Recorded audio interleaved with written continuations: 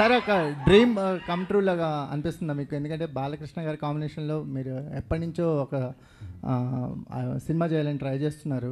ఇప్పుడు విజువల్స్ చూసిన తర్వాత ఒక ఐ ఫీస్ట్ కనిపించింది. నిజంగా ఒక ఫ్యాన్ ప్రొడ్యూసర్ అయితే ఎలా ఉంటుందో ఆ రేంజ్ కనిపించింది విజువల్స్లో కానీ, అపీరియన్స్లో కానీ, బాలకృష్ణ గారి అపీరియన్స్లో కానీ. సంక్రాంతికి ఒక ఒక అవుట్ స్టాండింగ్ ఫిల్మ్తో రావటం అనేది ఒక సాంప్రదాయం అవుతూ పోతుందా? అంటే లాస్ట్ ఇయర్ ఈ ఇయర్ కంటిన్యూస్ సంక్రాంతికి వస్తున్నారు.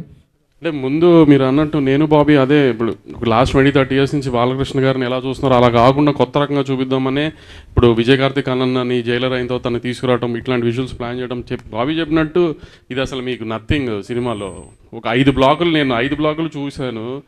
థియేటర్లు రేపు మామూలుగా ఉండదు. ఒక 5 బ్లాకులు సినిమాలో ఇది అసలు మీకు నథింగ్. చిన్న చిన్న చిన్న అన్నింటిలో చిన్న చిన్న ముక్కలు కట్ చేశాడు బాబీ ఊరికే మీకు చూపిస్తానికి.